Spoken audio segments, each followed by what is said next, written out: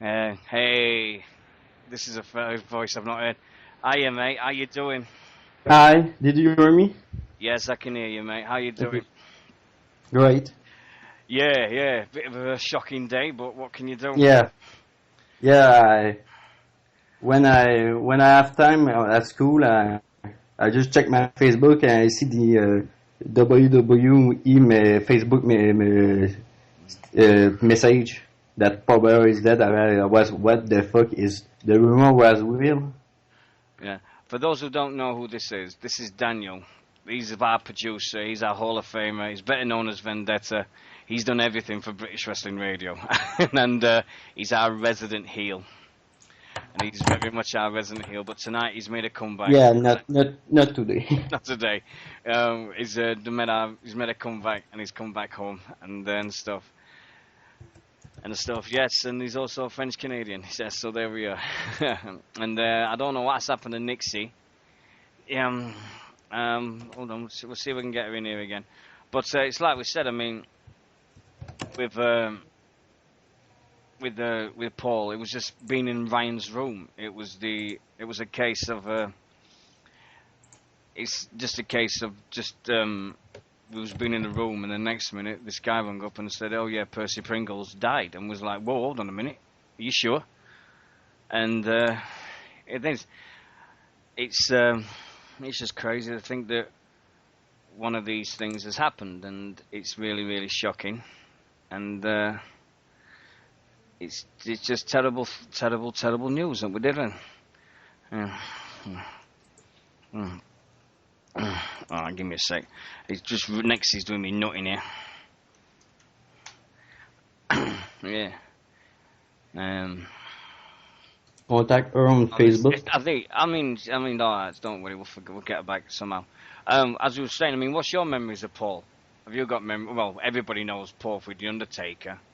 Well, my recent memory was when he returned to SmackDown in 2010, when Kane was feuding with Undertaker, when he was in the casket on SmackDown. Yeah. But I think. Well, I'm got to that age where I am. Got to that age where I remember Paul Bearer making his debut with The Undertaker like in 1991 and having his first run with as the best heel in the company. And Okay, sorry, Matt. yeah, and just having his first run. Yeah. And Paul Bearer did not appear at the Survivor Series because Undertaker was first managed by Brother Love. Then he made his debut soon after, and then he became the manager of The Undertaker. Nixy, I don't know what's up with your Skype, but you've got to do something, love, because I can't get hold of you. And stuff. One thing I remember was his voice. Hurt me, Ken, hurt me. I just remember his high voice. That's the only thing I first remember. Is everybody remembers how high his voice was. It was mental. It was just, oh yes, and he just seemed to like, what the heck this? And his white face paint. Oh god, he was just and the thing that did it is everybody was like saying he was doing a segment on WWF Superstars, the funeral parlor, but then he actually owned a funeral parlor. It was one of the things he did, and I mean everybody remembers Paul Bearer, but it's like he started like when he was in his early 20s with Florida Championship. He managed so many wrestlers that can have a go at him. I mean, there were so many different characters that he in his early days. I mean, he's managed Rick Rude, stunning Steve Austin. He had Mark Calloway, Undertaker in his early careers, and then he had him again in the WWF. He's been in Florida Championship Wrestling, World Class Championship Wrestling with Eric Embry. He's been in the United States Wrestling Association, and he's been associated with Lex Luger, all these other guys. It's crazy the amount of people that he worked with, and he wrestled a lot. So he did know he had the brain cells, and he did know everything about it. But it's crazy to think that all of a sudden that I was just sat here thinking, what's happening, what's going on, and then all of a sudden it's like, hey, is this true? Really? Serious? And boom, and especially a few weeks before WrestleMania, and it just seems unreal somehow. It just seems all of a sudden now it's like everybody's going. I mean, everybody remembers him. Everybody's got their memories, which we're going to go through tonight. It's not going to be a long show, guys. We're not doing a long one. But we'll try his best and stuff. And is that you there, Nixy, now? Yeah, I am, yeah. Hallelujah. Yeah, it wouldn't let me on. I wasn't getting any call requests at all. Well, don't worry about it. You're here now. Anyway. Yeah, I am. We've asked Daniel about his memories. Come on. We all know your love affair with The Undertaker and Kane. Come on, what's your first memories of Paul Bearer? My first memories of him, he was always the one that tagged along after Kane. One thing I always remember him for was Taker slamming a drum on his head. I always remember that. The cement, carving the suit, carving the coffin for Yokozuna. All the promos he did for the coming of Kane, that was amazing. He was such a good talker. Yeah. You can't not remember that. Yeah, I can't. No, I'm only joking. No, I think the build-up to Kane's debut was mega. The mega when Kane was coming back, when Kane was debuting and he was doing all this thing and everything. It'd been going on for weeks and weeks and weeks, and then months. And oh god, and then he finally did it, and it was like wow, and spot on, and that was Paul Bearer at his best. Yeah. I think one of the best ones they did with the WWE is I think WrestleMania 20, when no one expected him back. No one. All you heard, and I think Daniel will know this one because it's his favorite WrestleMania. He says. Because Chris Benoit needs Guerrero, but anyway. Yeah. But all of a sudden, Kane was in the ring, the lights went out, and all you heard was, "Oh yeah!" Oh yes! And it was like, what? And you just saw this big, massive urn that came out, and it was the return of the dead man. It was the return of Paul Bearer with him. It was awesome. That one moment in Madison Square Gardens in 20 it was just amazing to see him do it. It's like we said, tonight we're not going to go through, we're not going to do what we did with the Bulldog, go through his entire career and stuff. Tonight is a celebration and remembering all the fun stuff that Paul did and all the things, I mean, they did with The Undertaker. I mean, look at the people he managed with in the WWE alone. It was Kane, it was Taker, Mankind. Have I missed anybody out? There was 3. I think they're the main ones. Kane, Taker, and Mankind. Oh, Vader. Kamala. Vader. Yep, Kamala. Kamala. Yep, Kamala. Yeah, but there's all these people that you just like, whoa, hello, what's going on here? We'll get to the tea. There's always one in there. He's doing cheap music. He's bouncing on that chat room again, as usual. Boom, boom, boom. He's straight in his gun. But anyway. Oh, he's crazy. Today 5. I mean, Kerry from Wham Bam Body Slam just put this on Facebook. Today is 6 years since Bad News Brown died. So, I mean, people might not remember Bad News Brown, but from the early WrestleManias and stuff. Nope. The most famous match I think that gentleman had was against Roddy Piper at WrestleMania 6, when Roddy Piper was half black and half white. And great story about that, but that's for another time. It's crazy the fact that all this has happened today in the last 24 hours. I'm just going to recap exactly what happened with me and let Daniel and Nixy have their inputs. Last night was listening to WZR radio, and as we do. And I've got my bearings now, so we're okay. I've now started panicking. Settle down, into the groove, here we go. Right, WZR is what I listen to on Tuesday nights. It's where British Wrestling Radio got its inspiration from. Listening to Ryan and Matt. And all of a sudden, chat room was going crazy, and we had somebody come in the chat room and said, "There's a rumor going around that Paul Bearer is dead."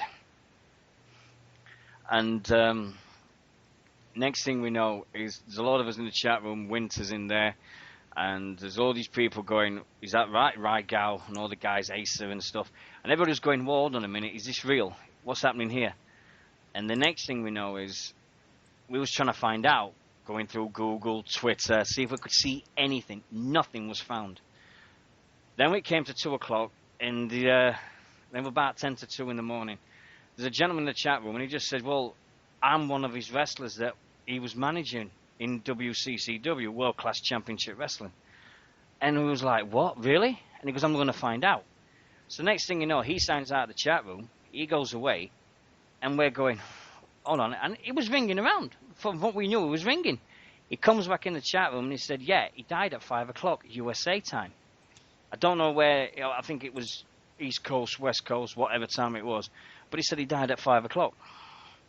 So, all of a sudden then, one person, it was the flamboyant one, that was it. And Eric Embry from WCCW. And next thing we know is, the break came on. We was all going, ring in, speak to Ryan. He was ringing in. Ryan wasn't picking the phone up because he was away on his break, what he does in his show. Came back, one guy rang him called AMC Boy. He rang in to tell him, and the next minute, Eric rang in. Ryan's one of these people that's very skeptical at times because he's had Daniel, you'll know how many Hawks calls he's had and how many things he's had over the years and stuff like that. And it was like, hold on a minute, what's going on here? And Eric's saying, "I've just heard that Percy Pringle has died." Ryan didn't know what to do. Matt Boone, his co-host, didn't know what to do.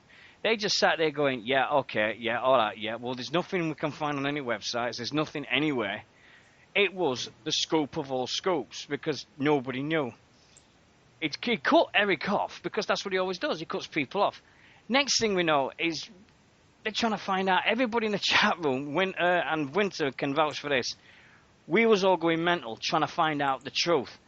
Trying Twitter. Nobody had been on his Twitter account since the 2nd of March and all this. And somebody put the rumour up before confirming it. And, it was going mental. And then I said, I'm not going to bed. Gavin was staying up till about 3, 4 o'clock. He went to bed. And then I was sat there on Facebook on my own. Then about 5 o'clock came the message from Ryan that said, "Breaking news, confirmed. Percy Pringle, Paul Bearer, William Moody has passed away." And now we found out that it's died. It might have been as a blood clot. Was that, Nixy? Yeah, apparently he was taken into hospital after suffering a blood clot, and that's as far as we know at the minute. I stayed away. I broke the story on British Wrestling Radio page. Didn't realise everything. Told a couple of people that was in the wrestling world, and the guy that's involved with Warlords of Wrestling, which is coming to Facebook, we're getting real good friends with us. And next thing we know, he was posting it. He was going mental. He was trying to find out. And the Facebook just exploded about 6:30 this morning. I went to McDonald's to get a breakfast with my wife, and came back, and I had all these messages, all these notifications.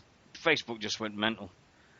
And people go on about the impact of Paul Bearer, and I said this to Nixy before we started, is if anybody knows my wife, Lindsay, she does not like wrestling at all, right?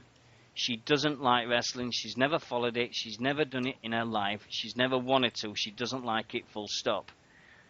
She turned around to me this morning and said, "Oh, I know who Paul Bearer is. He's the manager of The Undertaker." And I went, "What?" And she goes, "Oh, yeah, I know who Paul Bearer is." And I thought, well, if Lindsay knows who it is, that's going to be one hell of an impact today. And that's going to be good. Yeah. So what's been the impact with you, Daniel? Has everybody been talking about it, or has it just been the same old thing, the same old day? Well, I was. What was your question? What's been the reaction in Canada where you are? Has it been? I was in school and I checked on my Facebook on my mobile, and I just saw Paul Bearer is dead by the WWE Facebook, Yeah. and I was, what the hell is that? What the fuck? It's Exactly. true? I I think was shocked. there's a lot of people were shocked. It was one of these things that I think Ryan said it, I said it, Winter said it, Asa. We all said the same thing. We don't want it to be true, but we think it might be. And I know I texted you this morning with the news, Nixy, didn't I? Yeah, and what I replied to you first was the first thing I said. Yeah, and I'm not. That's going to stay private between me and you. That's Yeah. Literally, I woke up, looked at my phone and went and said what I said, and I texted you and they were the first words that come out of my mouth, followed by no way. And then it was just laying there about 5 minutes looking through all the reports with my mouth open going, oh my God. Oh, by the way, Because he was on my meeting list. yeah. The thing is, his Twitter account, he talked to everybody. Yeah. He was one of these people on Twitter that if you messaged him on Twitter, he'd talk to you. It doesn't matter who it was. He just said thank you, and he'd have some fine conversations with people. Some people ask him what was in the urn. It just a thing. Everybody was just talking to him. Everybody was one of these people. Was like, wow, are you kidding me? And I think William's going to be one of these people that goes down. I mean, he did work in TNA as well. He did. He did all this stuff for the American wrestling scene and everything. The thing that didn't, I mean, I see today the Paul Bearer for the Hall of Fame has gone into overdrive again. That's their business. Let them do it. Just because my feelings is just because the person died. There is a lot of other people that deserve to go in the Hall of Fame just as much as Paul, and that's my feelings on Yes, that. A lot about Paul, I think when we look back at Paul, I think everyone's gonna just. I think if you go to someone in the street and say one word describes Paul Bearer, they will always say Taker, no matter what. He was there at the start. He was there for WrestleMania 20 when the Bad Dead Man came back. He was there at all the big ones in the 90s. He was there at the Ministry of Darkness. He always seemed to be there when Undertaker was best as a heel or as a face. He always seemed to be thereabouts. And was there at the most shocking moment when Taker buried him in concrete. He always seems to be thereabouts. And I think my favourite line of Paul Bearer, and I don't know if Nixy or Daniel or if anyone in the chat remembers this, somebody on Facebook, in fact, will do the memories of Facebook before it because I know one of them said it in his memories. And these are from people that I put this message on British Wrestling Radio page at facebook.com/British Wrestling Radio, BWR Radio. And you are listening to us at bwrradio.com. .com. And I said this, what is your favourite memory? And we've got 10 people. And Martin James Keegan's, he said, when he went, oh yeah, at WrestleMania 20, chills. Harvey Dale, the best heel manager in British wrestling. Kane's debut, mixed in with Bearer's facial expressions and Vince's comments of, that's gotta be Kane. The whole segment and introduction build-up was a great storyline and well executed by a great manager. Ashley James Deering says, when he returned with Kane in early 2000, when Kane was feuding with X-Pac, or his return at WrestleMania 20. Dan Shoesmith, I was going to say his return with Kane on Raw in 2000. Either that or his work in Taker's first WWF Championship run. And then it's the line that I always remember is when he went, rest in peace, Hulk Hogan. When he won the belt for the first time. And Patrick McFly Duffy has got to be every time he said Undertaker. Ross Griffith, WrestleMania 20, the arena goes pitch black, and then you hear, oh yes. Mm-hmm. You see, it's all the same. I mean, Brendan told SmackDown when Kane opened the casket and found him inside it. And then last but by no means least, Tony Arnold said, I was at WrestleMania 20, and I remember the place just erupted when you heard, oh yeah, followed by his minions. It's crazy. The people, the same thing keeps coming up in everybody's. It's WrestleMania 20, the return of the dead man, because nobody expected it. Nobody did it. No. I think last year when it was Kane, was it Edge versus Kane? Got him and all that. And Kane, switching music when he locked him in the freezer. Yeah. But I saw him live. This is my scene. I saw The Undertaker in Sheffield in 1991 when they took on Roddy Piper. I saw him at SummerSlam 92 with the famous Hurts that came down against Kamala.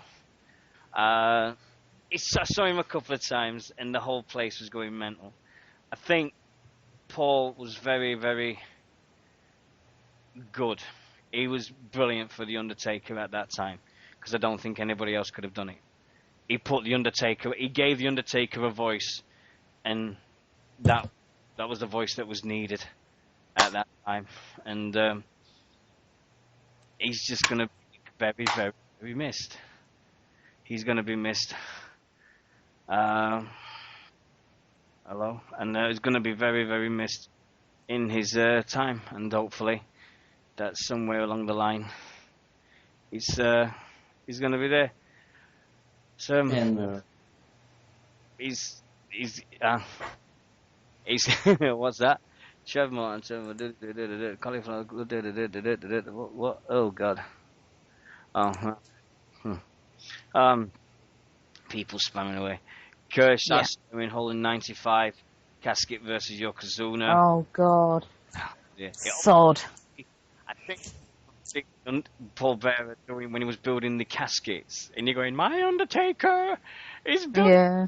And they were building it for Yokozuna or HBK or whatever it was at that time. Always had the big casket built for him, and and I loved seeing. I think everybody remembers the big caskets. But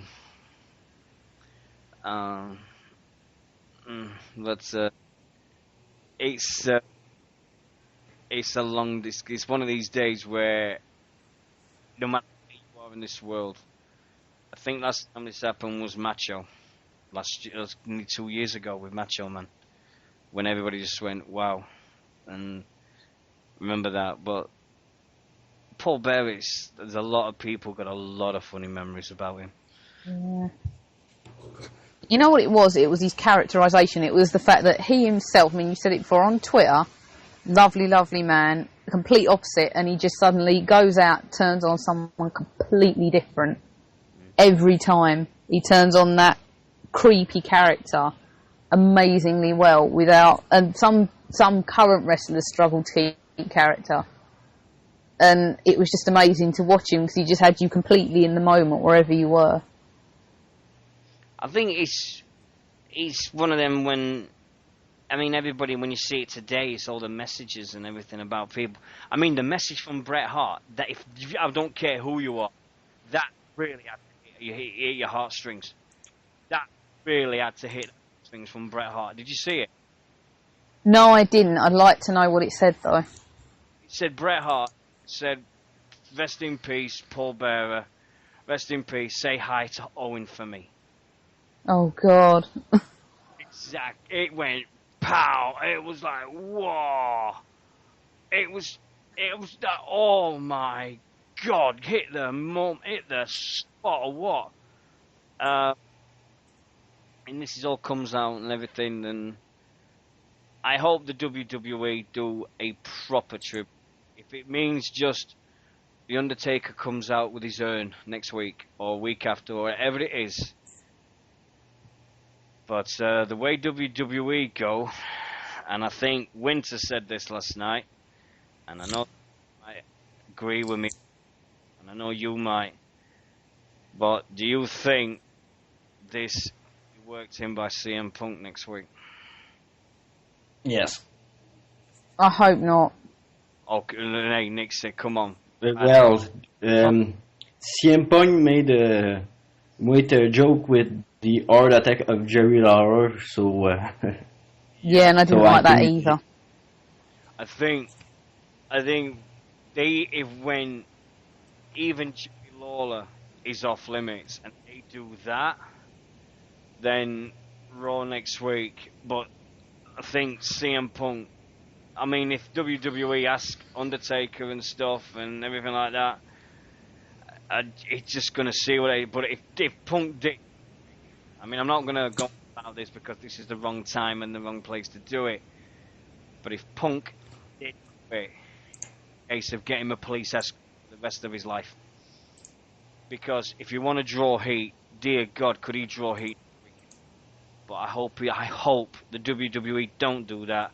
I hope that they do a cool tribute and everything to him and give him the respect that he should command and he deserves before anything else. And if it just means the Undertaker walks down to the ring with the urn and puts the urn in center of the ring and then walks away, that'll do for me. If it's just that, I'll be happy with that. It'd be nice if they gave the him a only toll at the start of Raw, but it won't happen. I think they'll do what they always do, innit? They'll put in loving memory of William Moody Maybe. tonight and stuff. But I think he deserves the toll, but you never that's my opinion. know, might put it on fun and start a smack Friday. and Yeah, that passed my and mind. I'm sorry, Dan. and I don't think that Paul Bearer will be in this year Hall of Famer because he's way too close. Yeah, he's too close now. I think Man, Gav, that is not the time and the place to say that in the chat room, mate. Whatever your feelings are personal, then that's fine, but not in here tonight, mate. Not tonight. But thank you very much. I've changed the box at the top because people were going mental. I can't play the box, so it was a case of just changing the box over, making it bigger, and bang. It's going to be sorted for Friday. It's going to be done in a different way, and we'll get this pace. So I tried to get a big Paul Bearer thing for the background for today only, but I couldn't do it in time. But yeah, I think it. I mean, when you look back at it, what do you remember? What do you? I'll get my words out. Nixy, Hello. if you were to if you remember your time with Paul Bearer and Kane, what would you? Which feud would you say the Paul Bearer and Kane bits would be the most memorable for you? Probably the coming of Kane. That whole build-up. That just really always stands out. And then probably even some of the Ministry of Darkness stuff. Because he was in that completely. And that, again, he was just so creepy cool in that. It was fantastic. You know what as well? Playing him as on WWF Attitude, the PlayStation game, and using the urn in the hardcore match. Oh, I used to love doing that. I used to love playing as him. Him or Kane. But it would be one of the two. Did you know that, Dan? I knew you could do that on one of the games. We played as Paul Bearer. You could use the urn in a hardcore match. That's wicked. Oh, you could. WWF Attitude. Yeah. I think the chat room was going a bit crazy. They're just saying, "Oh yeah, look at my YouTube channel." It's like, look, guys, show them some respect tonight. Of all the things tonight, what you all I'm one night, please, okay? You can stop advertise. You can advertise your YouTube channels as much as you want. I don't care. Not tonight, please. Not tonight. Dear me. Never miss a chance, do they? Alright, calm down. Not today. I think, but it's just, oh yeah, we're going to do his YouTube channel. Look at my, I'm like, what? It's always... Not today. Yeah, not today. Come on, guys, please. No, I'm not gonna calm down. It's my bleeding show. Not happy. No, I'm not calming down. I do what I want. But, Suck it, bitch. Yeah. It's true. Mason in the chat room. Nick Mason did an awesome article, by the way, on Paul Bearer from Wrestling Last Hope. He did an awesome. If anybody's got any chance, I'll put the link on the page. And it's like we said before. It was an awesome read. He's done a great, superb on that one. Can't be asked with the. Yeah, I can honestly say that, Nick. Sorry about that, fella. We'll get back to what we should do properly. But Nick, have the little article that Nick's absolutely top notch.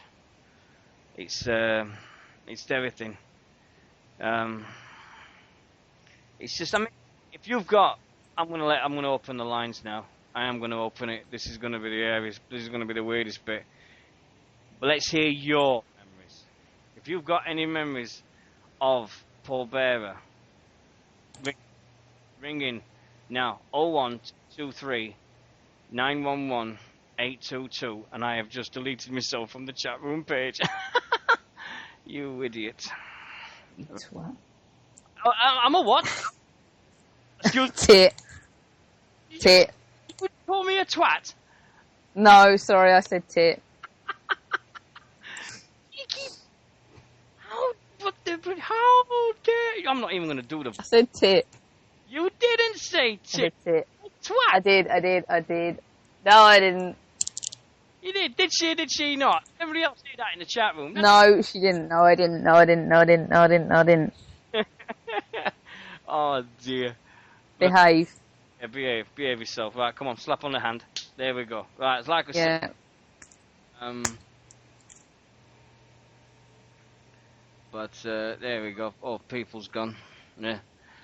That's like I said. So go and see that post. If you like we said, if anybody's got, we're only going to be in a few more minutes, guys. Like we said, we're not going to do a massive 2-hour show tonight because it's not the. This is just what we're thinking at the moment. It's just what we was sharing between us, and we thought you guys would like to share your memories and thoughts with it. Thank you very much for spending Wednesday night. This used to be Wednesday. This is when British Wrestling Radio started. This used to be our night. So yeah. But thank you very much for letting us into your lives. And the one night we've been going. Have you noticed we've had a couple working tonight? Oh dear. But yeah, I think Bearer, he'll always go down as one of the good guys of wrestling. Always had time for the fans. Always had time for the people. If you needed any advice, everybody says it. He was one of these sit down and chat to you and treat you as though you got his attention. And he was one of the guys. I've not heard anybody, to tell you the truth, I've not heard anybody saying, "Oh, he was this, blah blah, he was a scumbag and stuff." And even Brett. So, and I saw the Ultimate Warrior put a message on today as well. So that was nice. The Ultimate Warrior's message on Facebook as well. But yeah, I think Eric Embry last night had to be the guy because I think well, there's no point telling me on the day. If they want to ring me, they've got to send a message. Yeah. It's one of. Oh God. I have to say one thing about him, if you don't mind. Go on. Like, my brother said a little while ago, managers in wrestling are kind of pointless, right? If what? If that's true, sorry, I got disturbed. I don't think Taker and Kane would have been who they are without him managing them at the start of their careers. he made them, and he was so much a part of them that if you look back and he wasn't there, I don't think it would have been half as memorable. You know, all right, the manager is just there as a prop, in a way.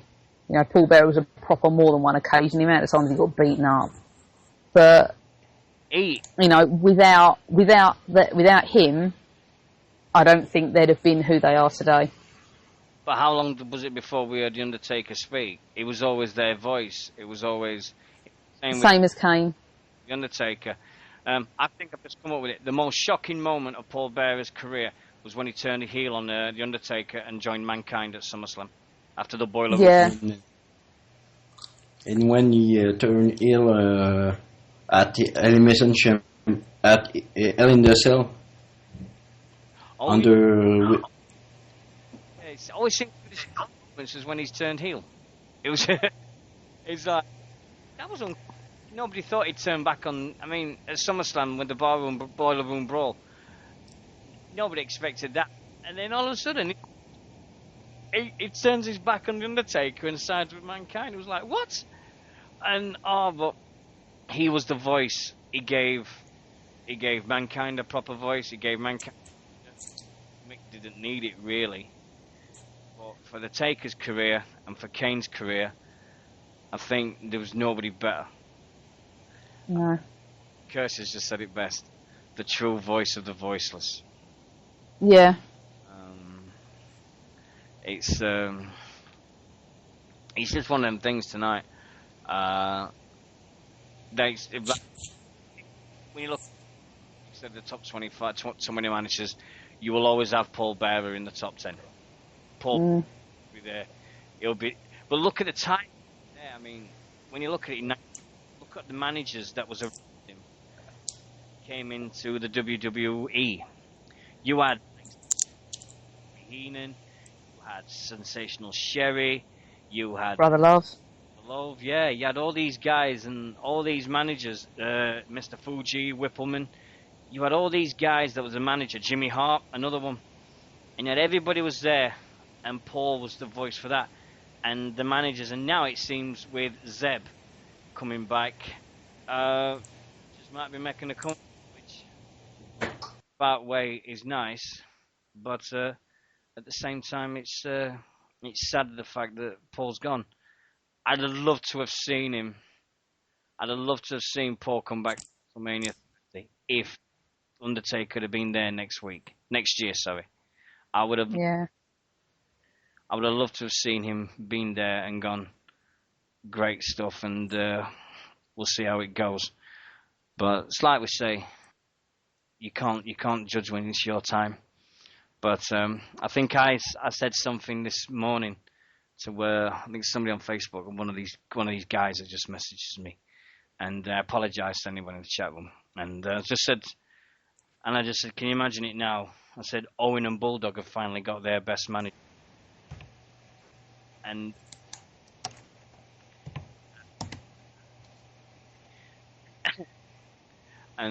I thought that I thought that was my own personal thing. I went, Owen and Bulldog finally get themselves a decent manager in their matches up there now.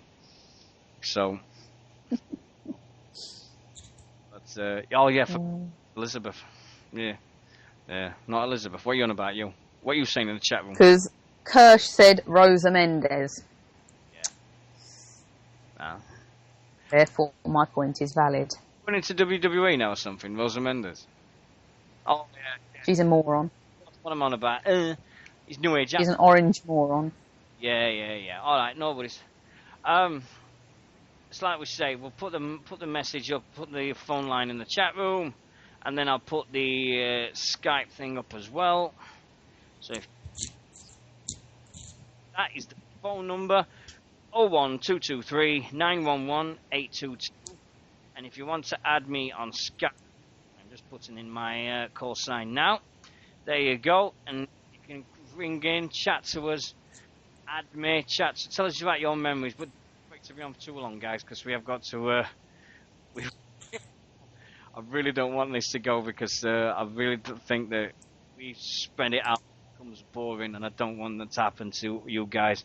Thank you very much to everyone in that chat room. As usual, it's a packed chat room again. Um, it's totally understandable, Nick. You did an article. Please, please, please, WrestlingLastHope.com. Nick Mason's article on Paul Bearer. We've put it on our page. Cracking. It's it's a superb thing, as we said.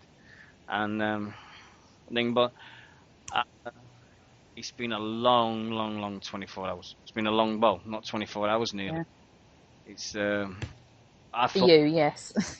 well, yeah, I think I've had well, I'm only had about 4 hours sleep again. So everything I just went out the window. I was up my walls, up off my walls today, but no, that's gone off the window. It's everything is different now. Everything's just went off the window, postponed 24 hours. So we did as we do as moments, and we do everything what we can here. British Wrestling Radio is back on Friday night, usual time, place at bwradio.com, and we're back at 11 o'clock on Friday night. The following week, we're not here on Friday night because I'm working, so it's Sunday night. It's Sunday the 17th of March. We're back for that one.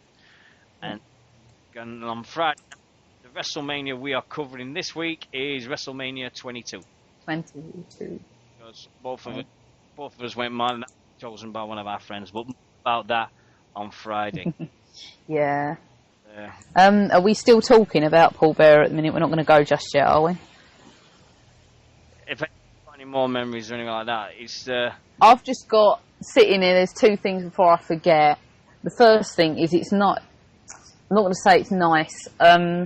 It's a wrestler that hasn't died as a drug-related cause. And that, at the minute, is a hot thing. He's not been on anything. This was purely medical reasons. You know, that's one point to make. The second point, he had his issues with his weight, but it's a point to make that he... Yeah. What? You distracted? That, yeah, people keep coming in the room. It's a point to make that over the last few years he had a gastric band, I think in about 2003. Yeah. And he's lost a considerable, you're talking like he weighed 500 and something before. Yeah. He got himself down to 300 or so. So you've got to commend him for that. Right. The gastric band was one of the stipulations that he came back to the WWE, because Jim Ross came back in 03, and he came back, I think it was 304. So, and Ross was pestering him, and just saying, come back. And one of the stipulations of coming back to the WWE was that they paid for his surgery to have the gastric band fitted, and stuff. It is one of them. It was one of the stipulations that brought him back. They could pay for the surgery. He did lose bucket loads of weight. He did better than he ever did in his lives. I just still think 58 is not that very old. 58 is 59, wasn't he? 58. Oh, I read 59. 58. Yeah. I think it's one of them shows tonight. We just remember somebody that entertained us. At the end of the day, and we all remember what he entertained us fully. Whether it was putting people in body bags with the Undertaker, whether it was setting the Taker on fire with Kane in a casket, setting up WrestleMania 14, whether ordering Kane to Tombstone Pete Rose, whether being put in a freezer by Kane, whether it was being buried in concrete by the Undertaker, destroying tombstones. That's another thing they did. Destroying tombstones, everything. It was always with Paul. He was always doing things to put his people he was with over. And when you get people like Kevin Nash, Shawn Michaels, and you get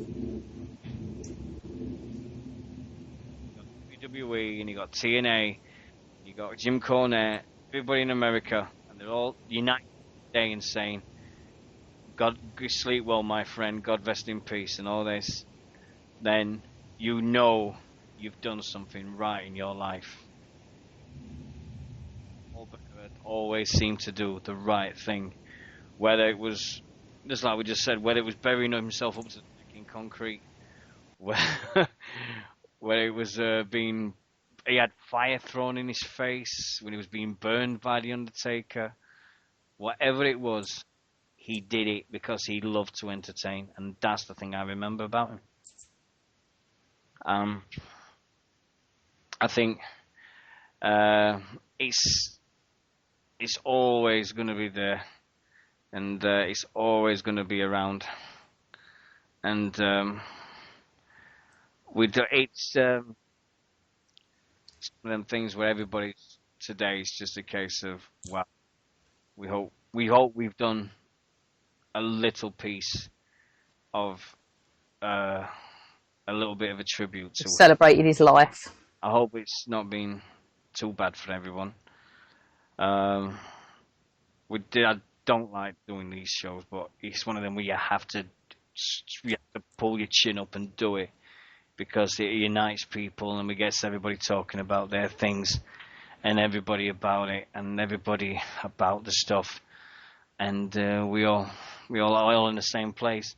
And I must say thanks to everybody in our chat room, to Asa, to Kirsch, to Winters, Vendetta, as always, Ross, Gavin, Sweet Chin Music, Ungamer, Callum, Nick, Footy Dumpling, I am a bomb, WWE, Heel Steven as well, if you're in there.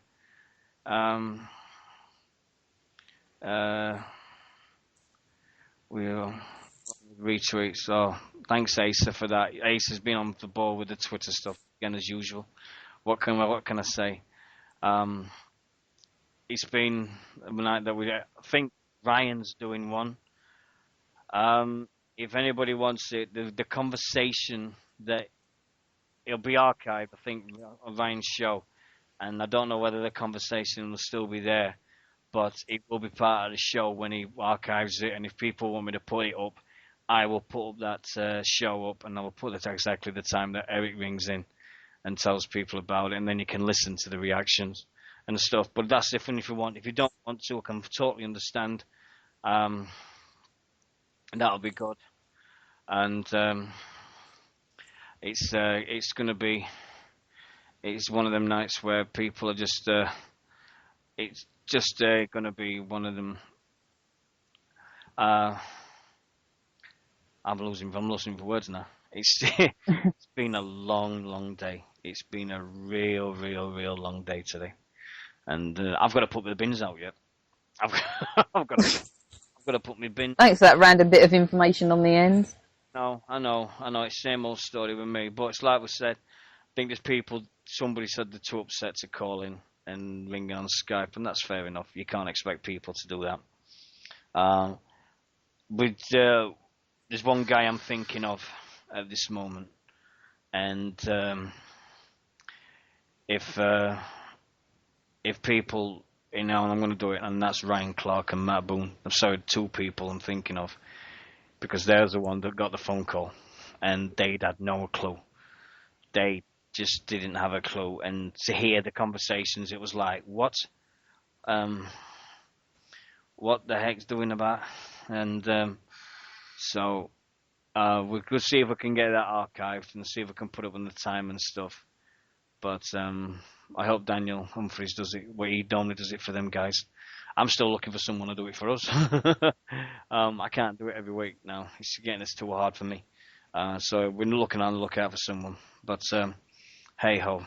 But anyway, I hope we're going to finish off the way it started, with a 10-bell salute to Paul.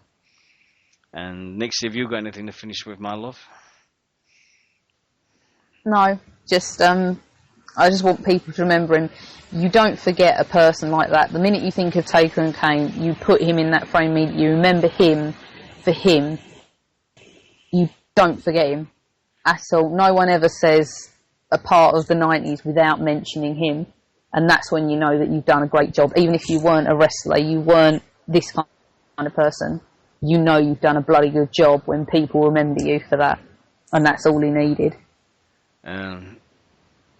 Kirsch, if you want to put it up, mate, you put the link up straight away. And and stuff. So we'll get that going for people. I think it's in the second hour of the show. It's just after the break. So I think it's about 30 minutes in after the break, he says. But there we go. Wait, just listen to the show and then you'll hear the reaction when Eric rings in. But I'll definitely listen to that again. Many thanks to Daniel who've come out tonight and not come out. Sorry, wrong choice of words. Come out. Came back to us tonight and helped out. Did an awesome tribute